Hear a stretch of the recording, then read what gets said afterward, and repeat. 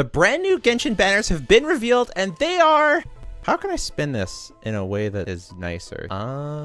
They have Thoma. Yeah. Welcome to Jello Impact, where we build and test every single character to help you decide who you want to wish for and build. Risley and Venti are the new banners. And I'm not going to lie, when we first look at this banner, either one, they're kind of telling you, unless you really, really want this 5-star, just wait, the Archon's coming next patch. And I do have to agree. We'll start with the 5-star. So Risley and Venti, and then we'll go over the 4 stars. We'll go over the weapons. We'll go over the weapon banner. Obviously, we haven't been able to test Risley yet, but it looks like he's going to be a good character. He's not going to be insane. Neuvillette is, you know, a top of the meta character. People love in terms of DPSs. People are loving Neuvillette. I love Neuvillette. I don't think Risley is going to be received in that way. I think he's going to be solid. I think he's going to be good. I don't think he's going to be insane. So if you're looking for, you know, a top meta DPS, this is not your guy. However, I do think that he's going to be a fun, flexible, and good character. I think he'll probably be in line with most other DPSs, just not breaking that barrier. I don't think he's going to be underwhelming. I don't think he's going to be bad. I don't think he's going to be mid. He might get some accusations of being mid, but I don't think that he lands there. I think he is one of the better performing characters, especially because I think the way his kit's designed, it looks smooth, it looks fun, it looks satisfying, and he has a variety of teams, especially being Cryo. Cryo is a fun element. Cryo does a few things for you. Making freeze is very fun. Reverse melt is always solid. And if you're self-sufficient,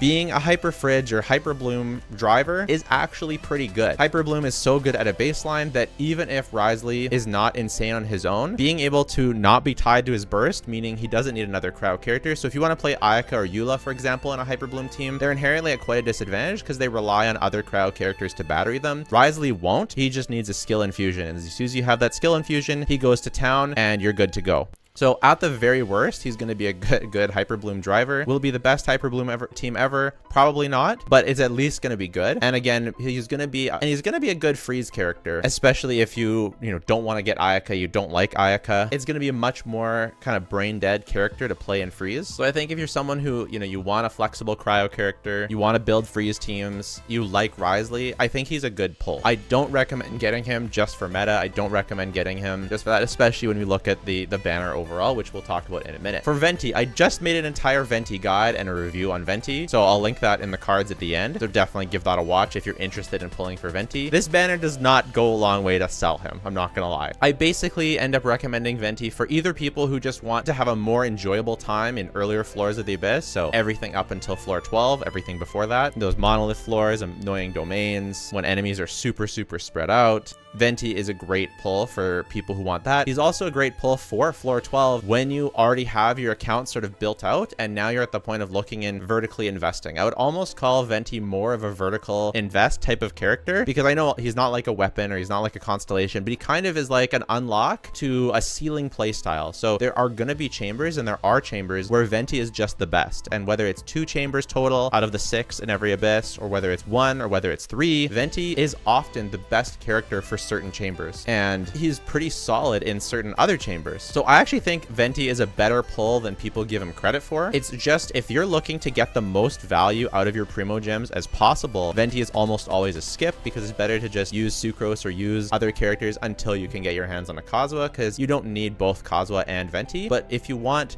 the ceiling teams for certain boss chambers, for certain chambers, then Venti is on those ceiling teams. He will definitely never be power crept. He could even get better in the future. It all depends on what kind of enemies that they release. The other person I recommend Venti for is if you don't have Kazuha, you want a strong Animo grouper, maybe you don't have Sucrose or you don't like Sucrose, and you're okay burning a bunch of wishes on a character that you may not use all the time later on, but you want to enjoy the game now. You want to have a strong Animo grouper now. And I think Venti is actually a good choice for those people, or even if you're early game and you just want to enjoy that oppression that Venti offers. I do think he's a surprisingly good pull. Now, I would like to warn you that Furina is coming next patch, right? We've had the drip marketing for the Archon. She's going to be cracked. She's going to be great. She's not going to be great with every single team. So you could always wait until, my pre-release analysis when we see Furina in the live stream, and wait to wish for Venti until then to see if she's going to work with the teams that you want her to work with, because that's when I'll kind of go through exactly what teams she's going to be best on. But I just want to caution you, careful about if you want Raiden coming up, you want Ayaka, you want Kazuha, you want some of the new Fontaine characters. Be careful wishing for Venti or Wriothesley for that matter, and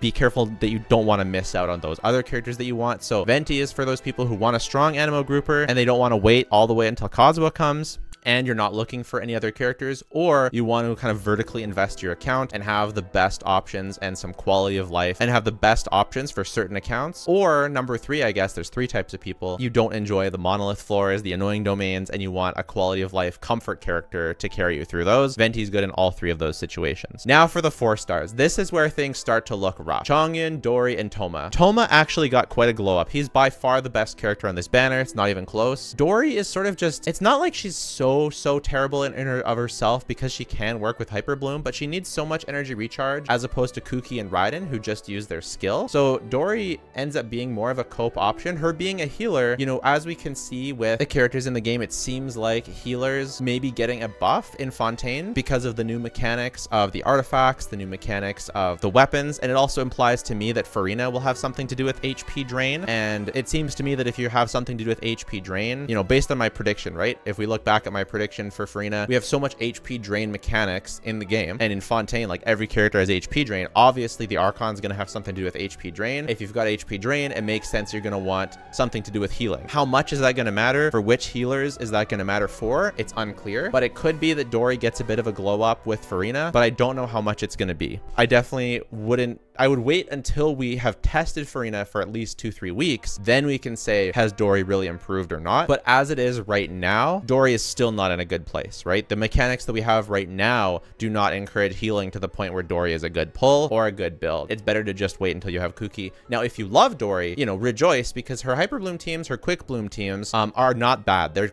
you know, you can 36 star the Abyss with it. So it's not that bad if you love Dory, but like, I don't think she's a particularly popular character for a ton of players. So that's Dory. And for Chongyun, he has that cooldown. His best thing is as a C2, he has a cooldown reduction mechanic, and that can help you with rotations. But it's pretty sweaty. Like, it's pretty complex, sweaty stuff. It's too sweaty for me. I like to just mash and just play the game. And so Chongyun does have, but he does have some stuff you could do. If you like Chongyun, there's places you can find to make him work, but he's generally outclassed by Kaya, Rosaria, and other cryo characters, Shenhe, etc. But if you want to make him work, which I do, I love his animations, I want to make him work, you can. And I think I will make a guide. I'm going to learn how to play him properly. I'm gonna make a guide on him for this patch. But like, when we have characters like Saint Cho and Sucrose and Kuki and Dendro characters, it's like having Chongyun and Dory on the banner, like, you have to work really hard to make them very good. They don't inherently bring up the value of your account by themselves. So overall, this banner is kind of yikes, right? We've got not a top tier DPS. Thoma is a very good character, but you do want constellations of him. But Dory and Chongyun, like, you only have a 1 in 6 chance of getting a Thoma, because it's 50-50 to get on banner, off banner, and then 1 in 3 for which on banner you get. So you could do 60 wishes and get only 1 Thoma. You could get no Thoma. You could get 5 Thoma, but you could get no Thoma. So it's a dangerous game to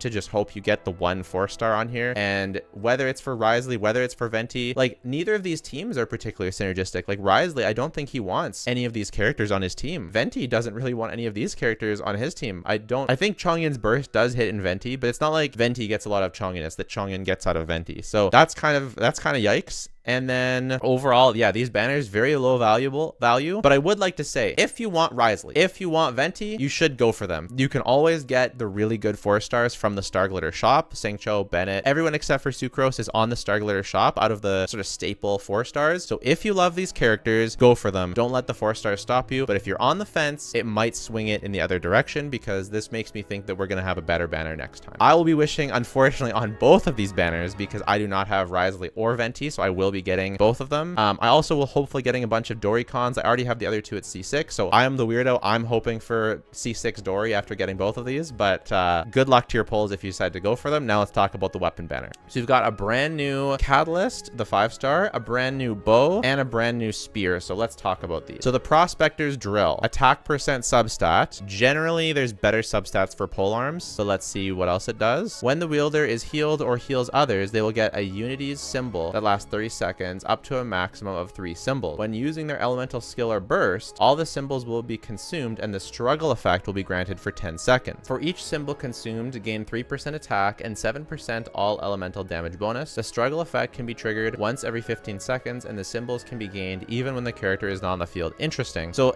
this is going to be good on characters that scale with attack percent and who do damage. So if we look at our list of polearm users, Candace doesn't want attack. Cyno, could this be a good Cyno weapon? I mean, attack percent, elemental damage. He kind of wants EM a little bit more. I don't know, maybe for as a Cyno option. But the thing is, if you're wishing on a weapon banner, like, here's the thing, I kind of hold 4-star exclusives on the weapon banner to a higher standard than I do most 4-star weapons, because you're wishing on a weapon banner to get them. You can't get them otherwise. So if you're going to be wishing on the weapon banner, like, that means you're willing to wish on the weapon banner, and in which case it's kind of has to compete against other top 4-stars, maybe battle pass, maybe other 5-star weapons. And I think for Cyno, something like that, you're just better getting the battle pass weapon or wishing on his signature weapon, or, you know, maybe using the Jade Spear or something like that if you have it. So, but we'll wait for calcs. Maybe I'll be proven wrong. But the fact that it gives attack percent and elemental damage bonus is probably up to 14%. Like, 14% isn't that huge. So I think it's going to be super cope on Cyno. Not good on Hu Tao. Not going to be good on Mika. Not going to be good on Raiden because you already have the catch. Maybe it's okay on Rosaria. I could see it being okay on Rosaria when she's in freeze teams, not on Bennett teams. Maybe it's okay on Shenhe because attack percent, but Fab is so much better usually. Not going to be good on Thoma. Jiangling has so many options. Maybe it's okay on Zhao, but he already gets,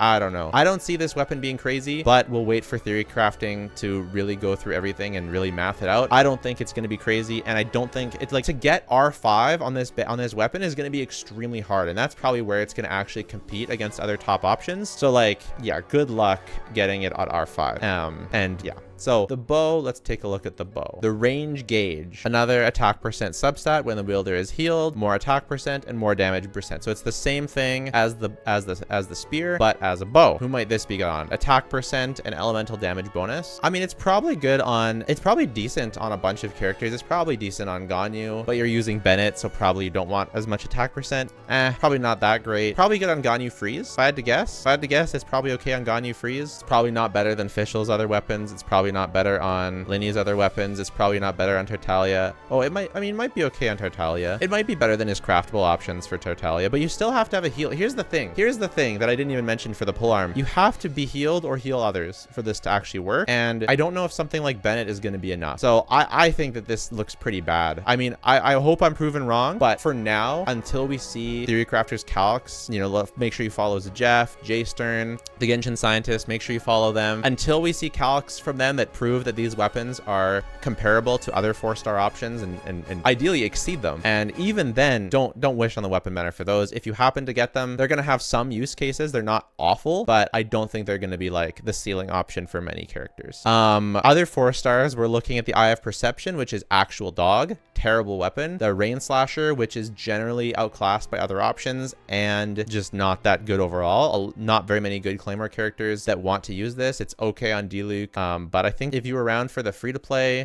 giveaway, there was one that was better. So generally there's the other 4-star weapons. You know, the Battle Pass Serpent Spine is way better. It's tough.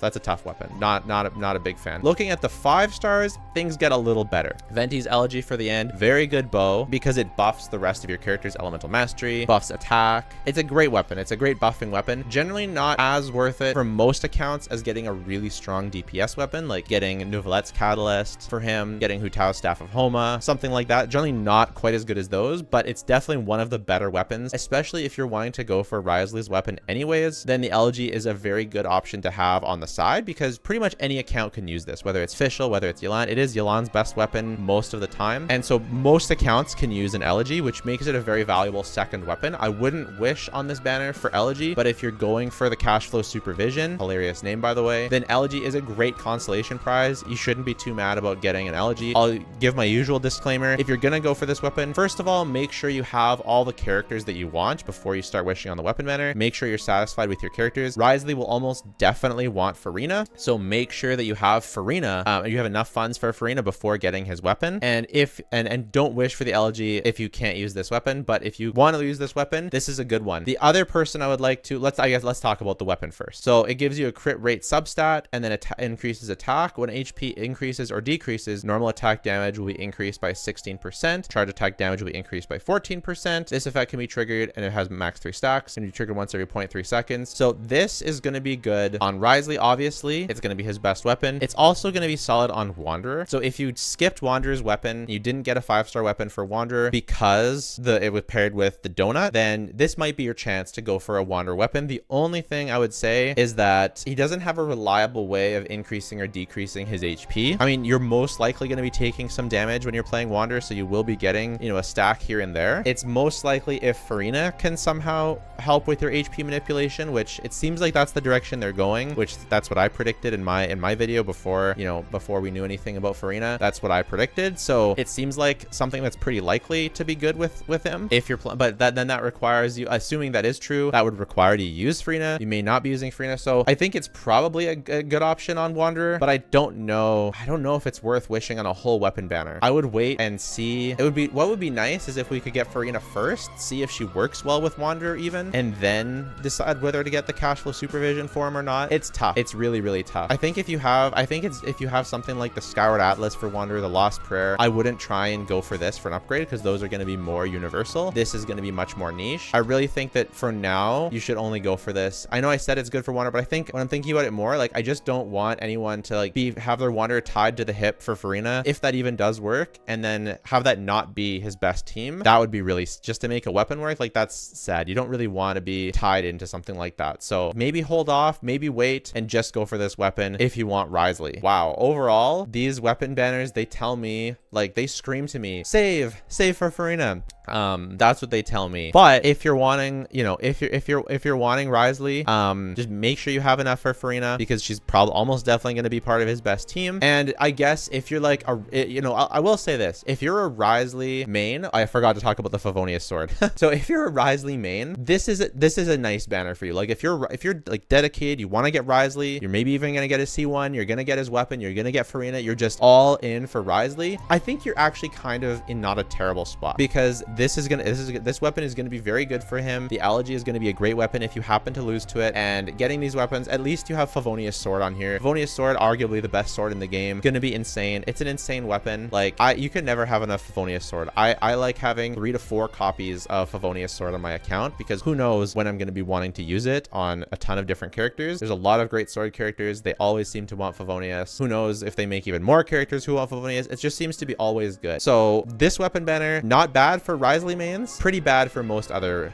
mains. And as usual, if you want these characters, now is the time to go for them. Don't let anyone saying that these banners are bad stop you from going for them. Yes, Wriothesley will probably, I will say Wriothesley probably will rerun sooner than Venti. So if you're going for Wriothesley but you don't like need him right now, it could be worth it to save for his rerun. Often characters will have better banners on their rerun, and you can get Furina first and then get Wriothesley in his rerun. He'll almost definitely rerun during the 4.x patches. They generally always do rerun the new characters during that patch they've come out. So I would expect a Wriothesley rerun pretty soon. And since these characters don't synergize with them, if you're able to be patient, waiting for his rerun might be a really, really smart thing to do. I kind of actually do recommend that if you can do it. If you don't though, just get your Wriothesley, enjoy. And if you want to know what banners are coming up, there's 2 things I really recommend you do. Keep an eye on people's dreams, and number 2, watch my banner video of all upcoming future characters. My predictions are scarily accurate when you see other people's dreams. I made that prediction video before I saw any dreams or anything, and my predictions are so